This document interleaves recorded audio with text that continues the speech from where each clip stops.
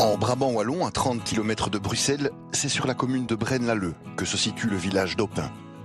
Un village dont les racines profondément rurales se devinent encore grâce aux fermes anciennes que l'on découvre dans la campagne. Au détour d'un chemin, la chapelle des Belles Pierres invite à y entrer.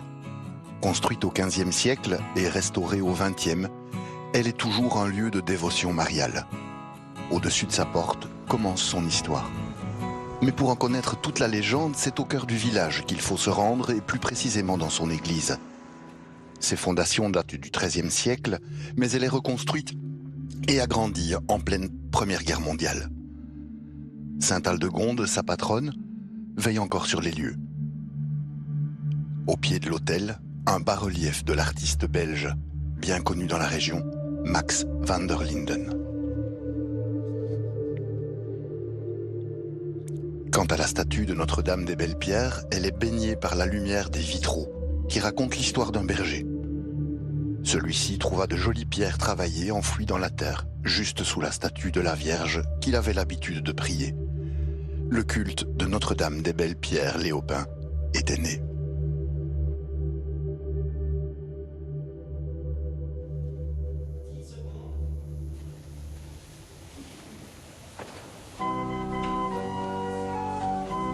Mesdames et messieurs, bonjour. Avec vous Bertrand Godefroy, bienvenue pour la célébration du 4e dimanche du temps ordinaire depuis l'église Sainte-Aldegonde de Aupin dans le diocèse de Malines-Bruxelles en Belgique.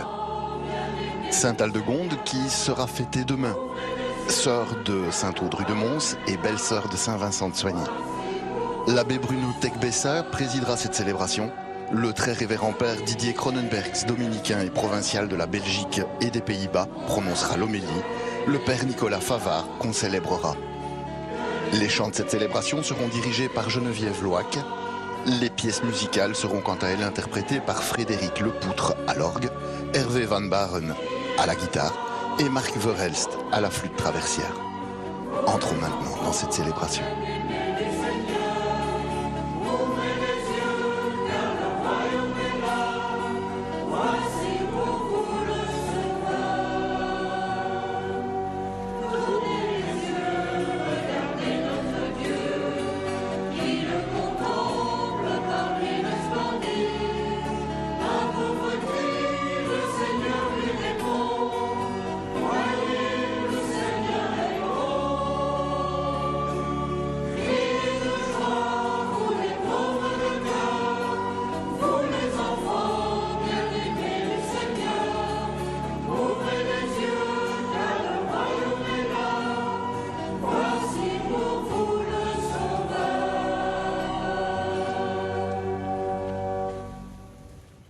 Nous sommes rassemblés au nom du Père et du Fils et du Saint-Esprit.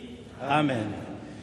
La grâce de Jésus, le Christ notre Seigneur, l'amour de Dieu notre Père et la communion de l'Esprit Saint soient toujours avec vous. Et avec votre esprit. Bien, chers frères et sœurs, le Seigneur Jésus aime regarder les foules. Il aime s'asseoir avec ses disciples pour s'entretenir avec eux. Aujourd'hui, il nous regarde et à travers notre assemblée dominicale, il regarde tous ceux et toutes celles qui sont en union de prière avec nous devant leur écran de télévision. Il veut s'entretenir avec nous pour nous montrer un chemin vers le bonheur promis par Dieu. Que ce temps qui nous est donné pour célébrer l'Eucharistie nous permette de devenir disciples missionnaires pour aller à la rencontre de celles et ceux qui ont faim et soif de bonheur. Au début de cette Eucharistie, reconnaissons que nous avons péché et par l'intercession de la Vierge Marie et de Sainte Aldegonde, patron de notre paroisse que nous fêtons aujourd'hui, implorons le pardon de Dieu. Seigneur, accorde-nous ton pardon. Nous avons péché contre toi. Montre-nous, Seigneur, ta miséricorde. Et nous serons sauvés.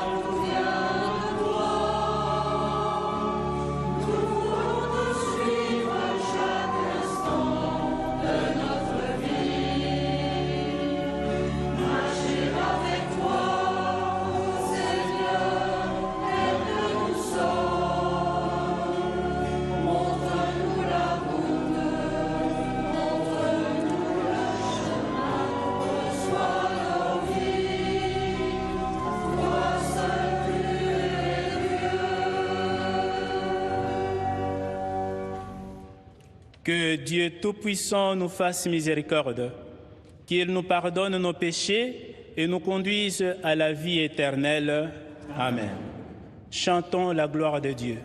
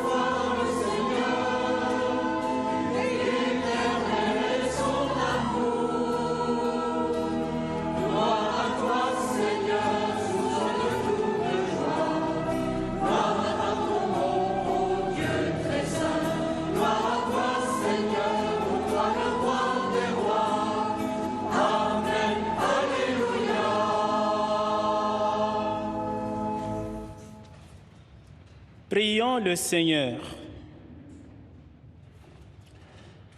Seigneur notre Dieu, nous t'en prions. Accorde-nous la joie de t'appartenir sans réserve, car c'est un bonheur durable et profond de servir constamment le Créateur de tout bien. Par Jésus-Christ, ton Fils notre Seigneur, qui vit et règne avec toi dans l'unité du Saint-Esprit, Dieu pour les siècles des siècles. Amen.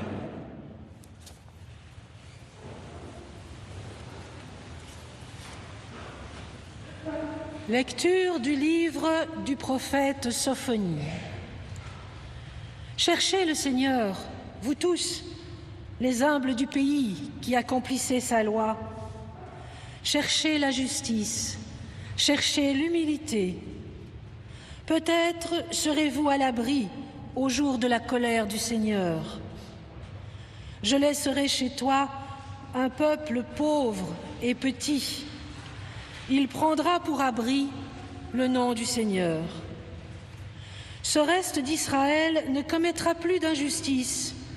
Ils ne diront plus de mensonges. Dans leur bouche, plus de langage trompeur. Mais ils pourront paître et se reposer. Nul ne viendra les effrayer. Parole du Seigneur.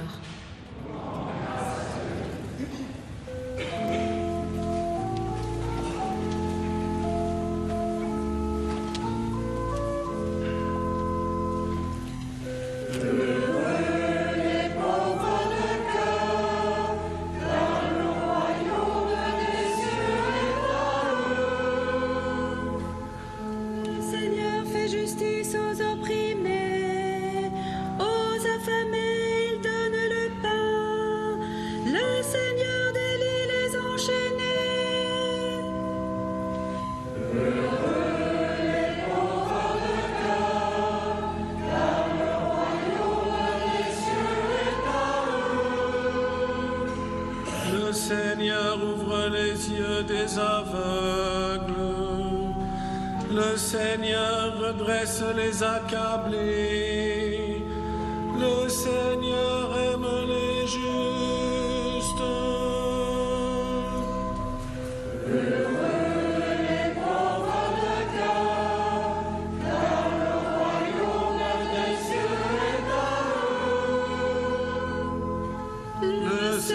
Protège l'étranger, il soutient la veuve et l'orphelin. Le Seigneur est Dieu pour toujours. Heureux les pauvres de cœur, car le royaume des cieux est à eux.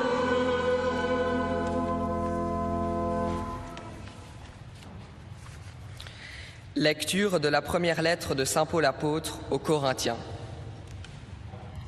Frères, vous qui avez été appelés par Dieu, regardez bien. Parmi vous, il n'y a pas beaucoup de sages aux yeux des hommes, ni de gens puissants ou de haute naissance. Au contraire, ce qu'il y a de fou dans le monde, voilà ce que Dieu a choisi pour couvrir de confusion les sages. Ce qu'il y a de faible dans le monde, voilà ce que Dieu a choisi pour couvrir de confusion ce qui est fort. Ce qui est d'origine modeste, méprisé dans le monde, ce qui n'est pas, voilà ce que Dieu a choisi pour réduire à rien ce qui est. Ainsi, aucun être de chair ne pourra s'enorgueillir devant Dieu. C'est grâce à Dieu, en effet, que vous êtes dans le Christ Jésus. Lui qui est devenu pour nous sagesse venant de Dieu, justice, sanctification, rédemption. Ainsi, comme il est écrit, celui qui veut être fier, qu'il mette sa fierté dans le Seigneur. Parole du Seigneur.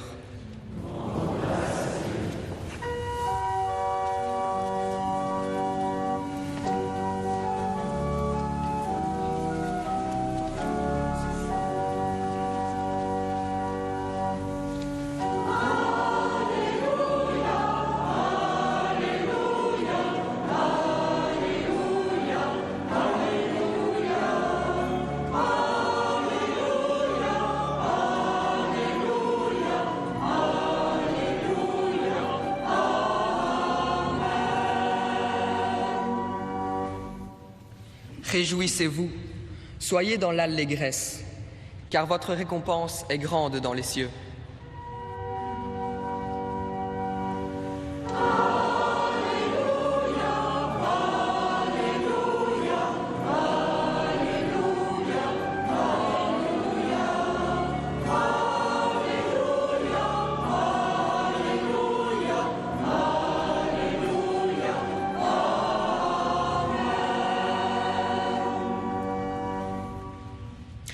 Le Seigneur soit avec vous.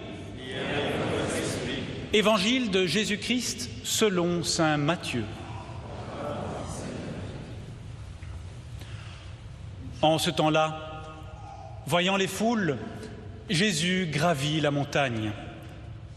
Il s'assit et ses disciples s'approchèrent de lui.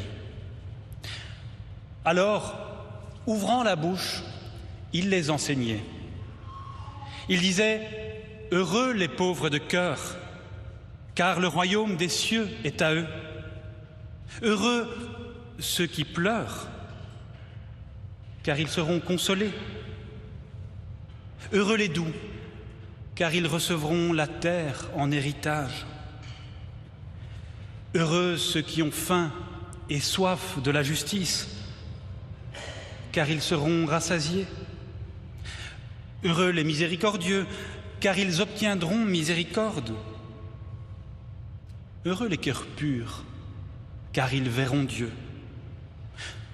Heureux les artisans de paix, car ils seront appelés fils de Dieu. Heureux ceux qui sont persécutés pour la justice, car le royaume des cieux est à eux. Heureux êtes-vous si l'on vous insulte, si l'on vous persécute, et si l'on dit faussement toutes sortes de mal contre vous, à cause de moi. Réjouissez-vous et soyez dans l'allégresse, car votre récompense est grande dans les cieux. Acclamons cette parole de Dieu.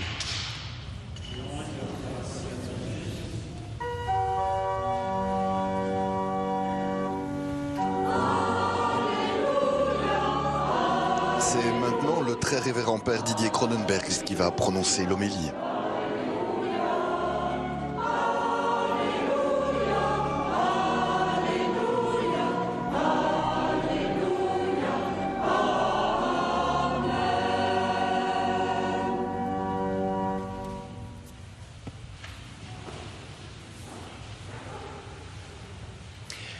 Vous connaissez sans doute cette réplique culte du film La Grande Vadrouille, lorsqu'un soldat anglais se fait soigner par une religieuse, fort peu sympathique.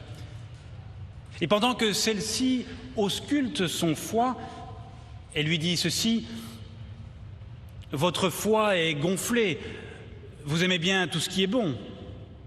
Eh bien, c'est très mauvais. » Nous en faisons souvent l'expérience. Ce que nous trouvons bon peut s'avérer à terme très mauvais. Et cependant, à l'écoute des béatitudes, est-ce que ce qui nous semble mauvais, injuste ou à combattre serait en réalité bon? Heureux les pauvres?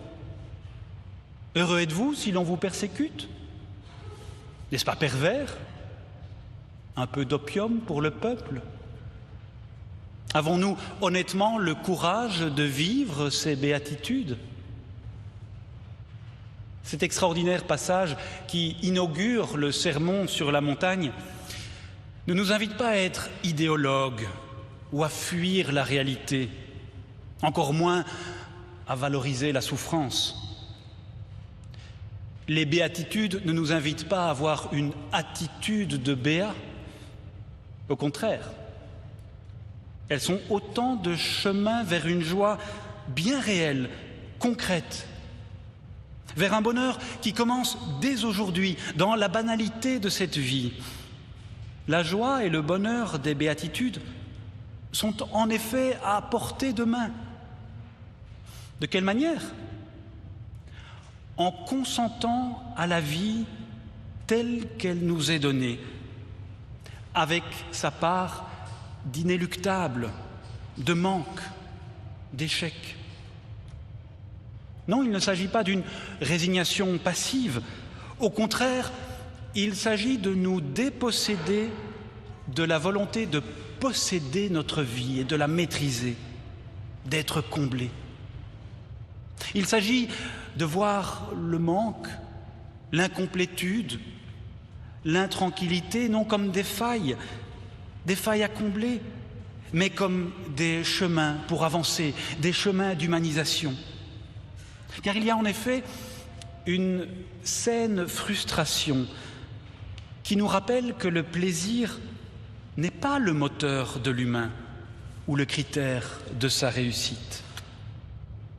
En ce sens, il ne s'agit pas de changer de vie, la refaire ou vouloir la gagner, mais de changer sa vie, la voir autrement et y inviter Dieu.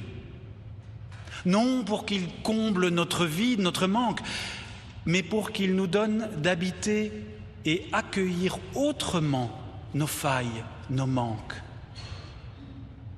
Le comble dans la vie ne serait-il pas de se croire comblé ?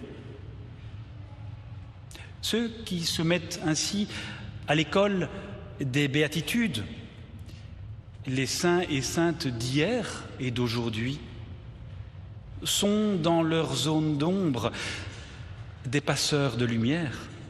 Ils témoignent par leur fragilité d'une force venue d'ailleurs. Ces hommes et ces femmes nous montrent que le monde si dur et si violent ne se réduit pas à son inhumanité, à son absurdité. Par leur exemple, ils nous invitent à ne pas nous laisser enfermer dans cet esprit du monde qui voit l'échec, la perte, comme la fin d'une histoire, et non comme un possible départ. Dans notre monde de la performance et de la rentabilité, les béatitudes sont en réalité folles, paradoxales, presque inaudibles. Saint Paul nous le rappelle, ce qu'il y a de fou dans le monde, voilà ce que Dieu a choisi pour couvrir de confusion les sages. Ce qu'il y a de faible dans le monde, voilà ce que Dieu a choisi pour couvrir de confusion ce qui est fort. Alors, si nous risquons ainsi à vivre les béatitudes, celles-ci nous montreront qu'il y a toujours, quel que soit notre âge et notre histoire, la possibilité d'avancer. L'échec ne sera plus un mur, mais un passage, un chemin vers une promesse inattendue. D'ailleurs, le mot de l'Évangile utilisé pour « heureux » pourrait aussi se traduire par « en route »,« en marche »,« en avant ». Oui, en marche les petits, nous dit l'Évangile. En marche, toi qui te sens vide, vidé. Accueille ton manque et tu verras tout peut-être comme un don. En avant, toi qui es plein de larmes, elles seront pour toi les eaux d'un nouveau baptême, d'une renaissance.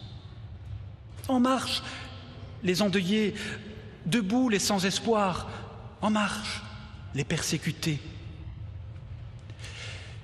Bien entendu, il ne s'agit pas de se mentir à soi-même ou d'offrir de fausses promesses, mais de croire que dans nos nœuds psychiques, nos failles narcissiques, nos échecs affectifs, en fait, dans tout ce qu'il y a d'irrésolu en nous, il est toujours possible d'avancer, de marcher, de mettre davantage de vie et de confiance. En somme, il s'agit de vivre pleinement cette vie-ci, malgré nos manques, afin de mourir en ayant pleinement vécu et aimé, et non de survivre malgré nos forces de mort. Alors, s'il en est ainsi, c'est à nous d'écrire nos béatitudes, nos chemins de joie et de félicité. Oui, heureux ceux qui se savent fragiles et dépendants, heureux ces mendiants devant Dieu.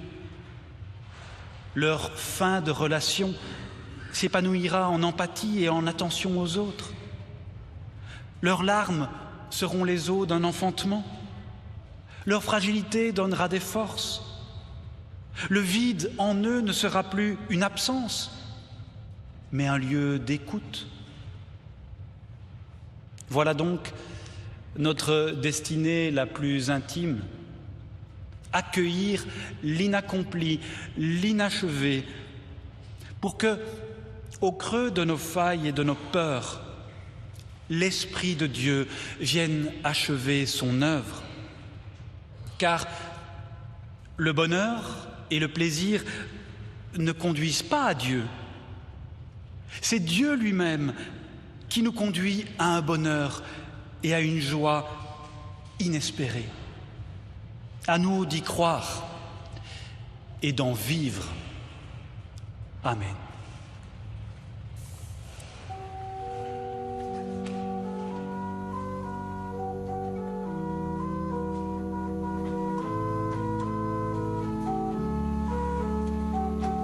Celles et ceux qui voudraient obtenir le texte de l'homélie du frère Didier peuvent envoyer une lettre et une enveloppe préadressée à l'une des adresses suivantes. Pour la Belgique, service des messes télévisées, rue de la Linière 14, 1060, Bruxelles. Pour la France, Jour du Seigneur, 45 bis, rue de la Glacière, 75 013, Paris. Cette homélie est d'ores et déjà téléchargeable sur le site www.catobel.be.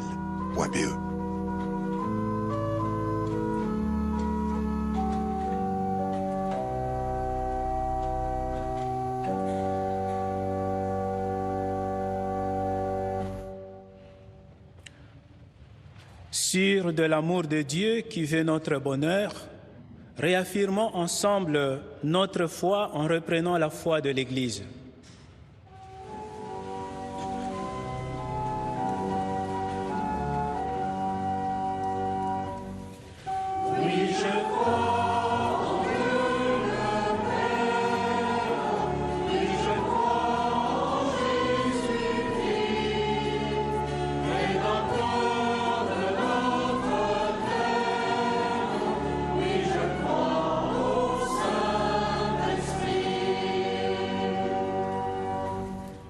Je crois en Dieu, le Père Tout-Puissant, Créateur du ciel et de la terre, et en Jésus-Christ, son Fils unique, notre Seigneur, qui a été conçu du Saint-Esprit, est né de la Vierge Marie, a souffert sous Ponce Pilate, a été crucifié, est mort et a été enseveli, est descendu aux enfers.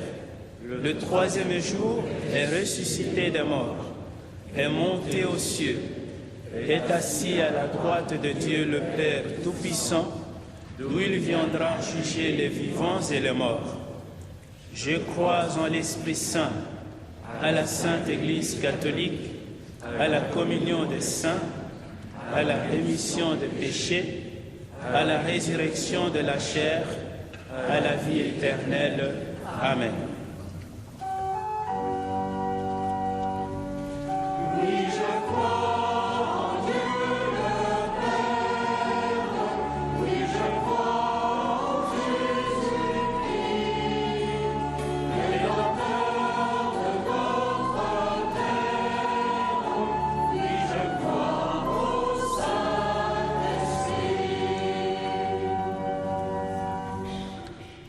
Heureux les pauvres de cœur, nous disait l'Évangile de ce jour.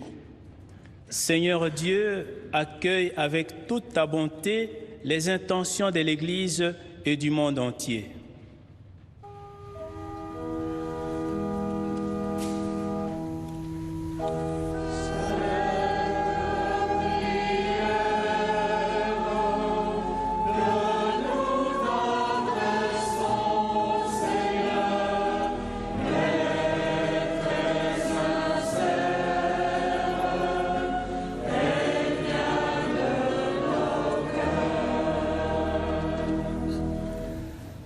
Pour les familles, qu'elles puissent répondre à leur vocation de petites églises et soient des lieux de partage, d'amour, d'accueil, de service, dans lesquels chacun puisse se découvrir et grandir avec et par l'autre.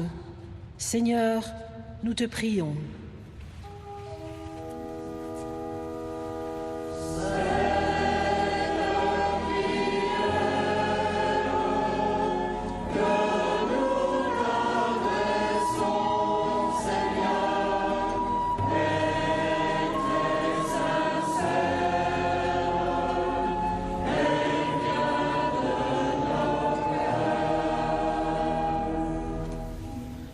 Pour les chrétiens persécutés à travers le monde, que leur souffrance ne soit pas vaine, mais qu'à la suite du Christ, ils soient des lumières sur le chemin de ton royaume.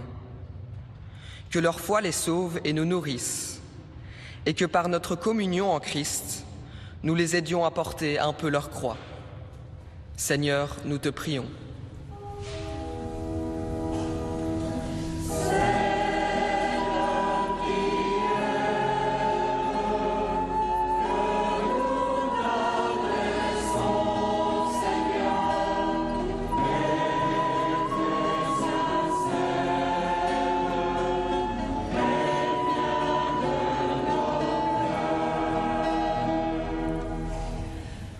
pour notre maison commune, afin qu'elle soit un lieu où chacun puisse vivre dignement, en ayant accès aux ressources que Dieu nous a offertes, pour que cesse la logique d'exploitation et que celle-ci fasse place à une civilisation d'amour dans laquelle les plus riches se mettent au service des plus pauvres. Prions le Seigneur.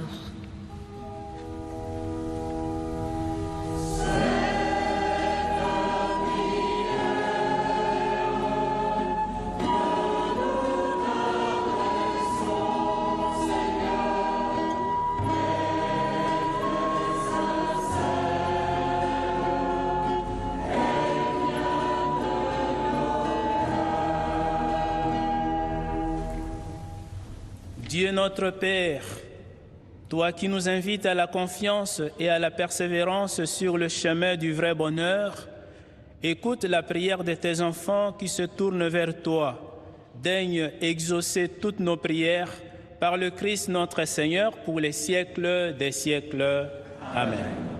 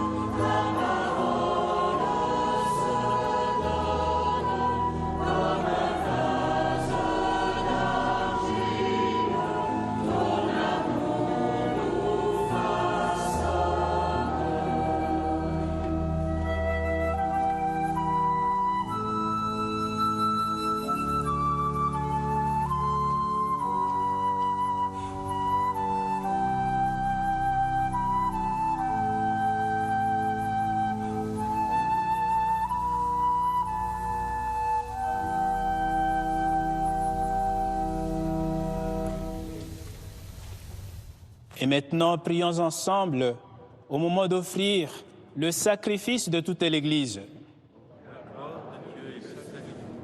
Nous t'en prions, Seigneur, Dieu de majesté. Regarde les présents que nous t'offrons et permets qu'ils nous obtiennent la grâce de te servir et de parvenir ainsi à l'éternité bienheureuse par le Christ notre Seigneur pour les siècles des siècles. Amen. Le Seigneur soit avec vous. Élevons notre cœur. Nous retournons vers le Seigneur grâce au Seigneur notre Dieu. Cela est juste et bon.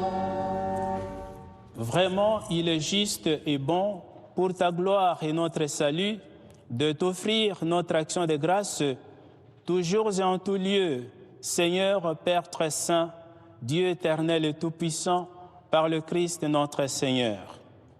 Par sa naissance, il a renouvelé la condition humaine destinée à vieillir. Par sa passion, il a effacé nos fautes. Par sa résurrection d'entre les morts, il a donné accès à la vie éternelle. Et par son ascension auprès de toi, notre Père, il a ouvert les portes du ciel. C'est pourquoi, avec la multitude des anges et des saints, nous chantons l'hymne de ta gloire et sans fin nous proclamons.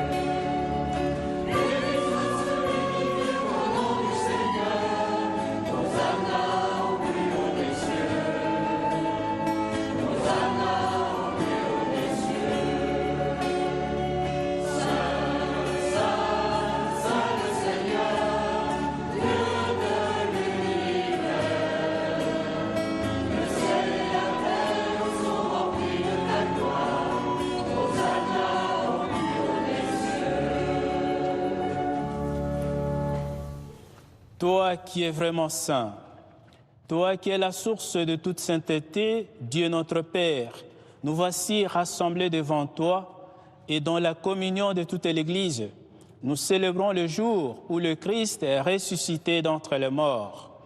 Par lui que tu as élevé à ta droite, nous te prions, sanctifie ces offrandes en répandant sur elles ton esprit, qu'elles deviennent pour nous le corps et le sang de Jésus, le Christ, notre Seigneur. Au moment d'être livré et d'entrer librement dans sa passion, il prit le pain, il rendit grâce, il le rompit et le donna à ses disciples en disant « Prenez et mangez-en tous, ceci est mon corps livré pour vous. » Corps de Christ livré pour nous. Corps de Christ livré pour nous.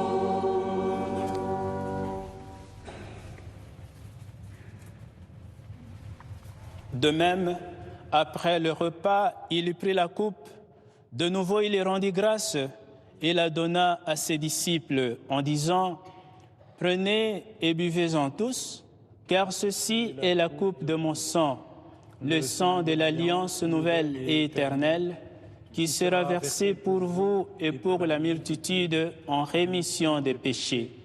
Vous ferez cela en mémoire de moi. » Sang du Christ versé pour nous.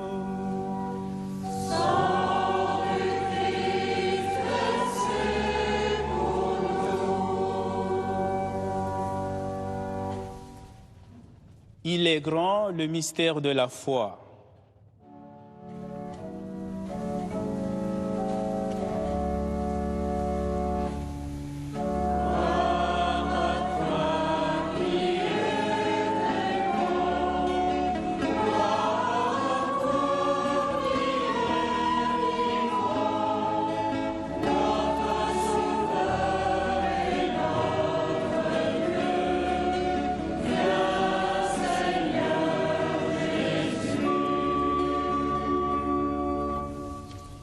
En faisant ainsi mémoire de la mort et de la résurrection de ton Fils, nous t'offrons, Seigneur, le pain de la vie et la coupe du salut, et nous te rendons grâce, car tu nous as estimés dignes de nous tenir devant toi pour te servir.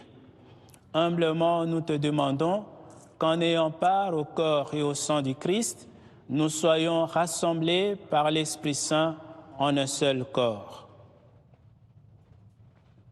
Souviens-toi, Seigneur, de ton Église répandue à travers le monde. Fais-la grandir dans ta charité, en union avec notre pape François, nos évêques Joseph et Jean-Luc, et tous les évêques, les prêtres, les diacres et le peuple qui t'appartient.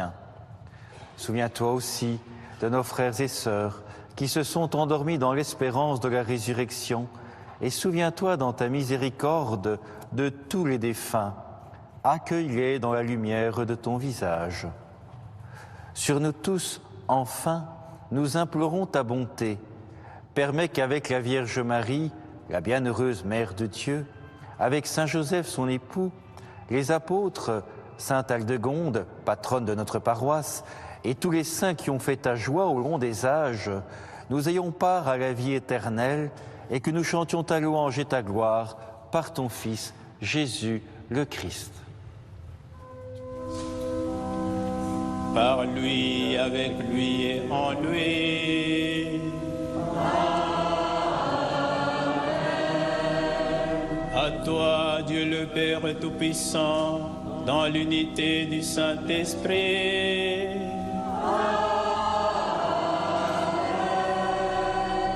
Tout honneur et toute gloire pour les siècles des siècles.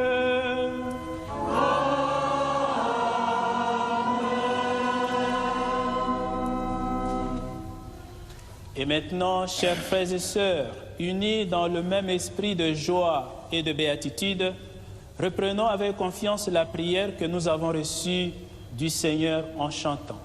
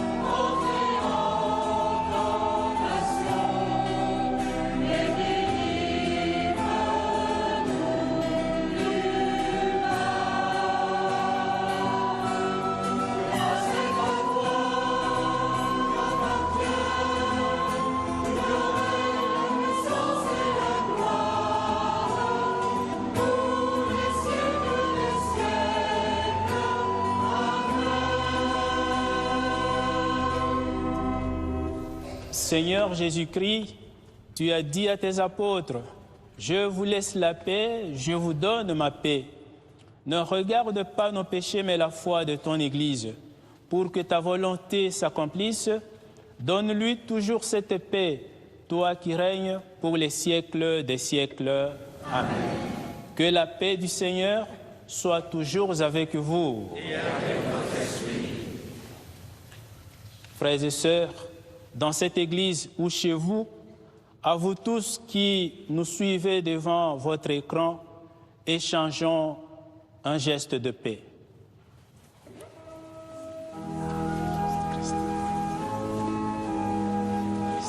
Cette paix que les membres de l'Assemblée partagent ici dans l'église Sainte-Aldegonde de Hopin, je vous l'adresse également, chers auditeurs et téléspectateurs. D'où que vous nous suiviez, que cette paix du Seigneur vous garde et vous accompagne tout au long de cette semaine.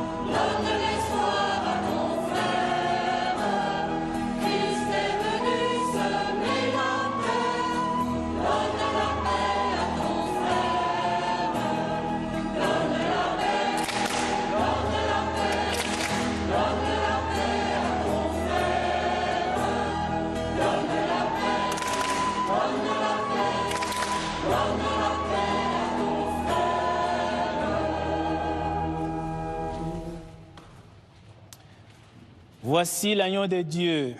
Voici celui qui enlève le péché du monde. Heureux les invités au repas du Seigneur. Seigneur, je ne suis pas digne de te recevoir. Mais dis seulement une parole et je serai guéri. Que le corps du Christ nourrisse en nous la vie éternelle. Amen.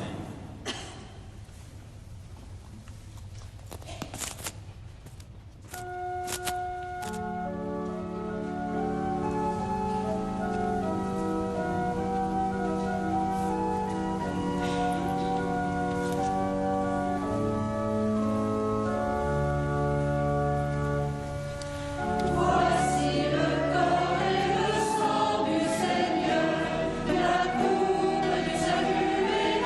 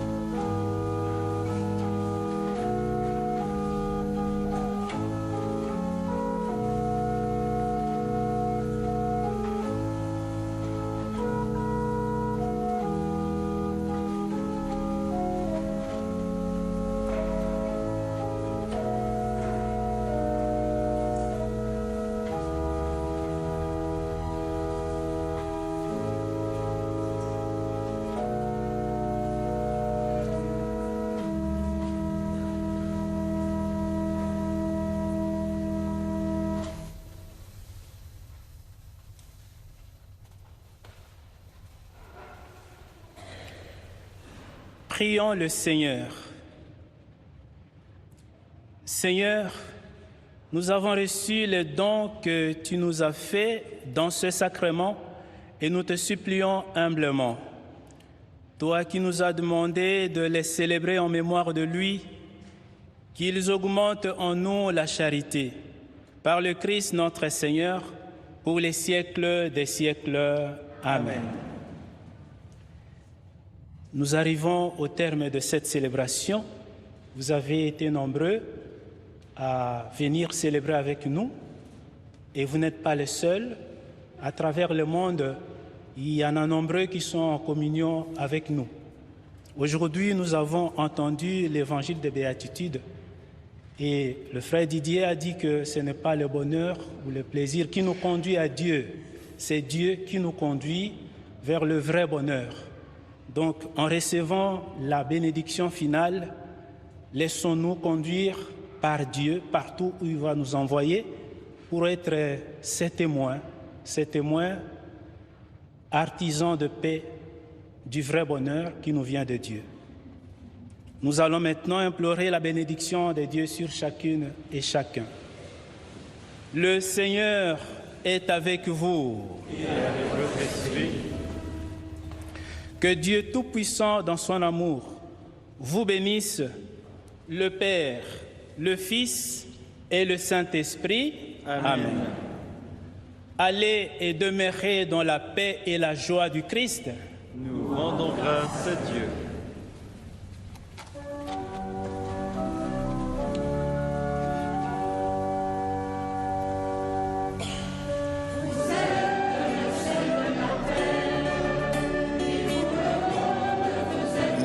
Avec ce chant, vous êtes le sel de la terre. Évangile qui suit celui des béatitudes et que vous pourrez entendre la semaine prochaine. Chers auditeurs, vous avez suivi avec nous la célébration du 4e dimanche du temps ordinaire depuis l'église Sainte-Aldegonde de Oppin dans le diocèse de Malines-Bruxelles en Belgique. Par l'homélie, nous entendions que la joie et le bonheur des béatitudes sont à notre portée, en nous dépossédant de la volonté de posséder notre vie, en nous rappelant qu'il existe une salutaire frustration à ne pas prendre le plaisir comme le moteur de l'humain, ni comme critère de sa réussite. Nous entendions aussi que le mot biblique traduit par « heureux » pouvait tout aussi être traduit par « en avant »,« en marche ». Au nom de toutes les personnes qui ont préparé cette célébration, merci pour votre présence et votre soutien. Prenez bien soin de vous et de ceux qui tendent à être proches de vous. Avec vous, c'était Bertrand Godefroy. Je vous souhaite à tous un excellent dimanche. À très bientôt.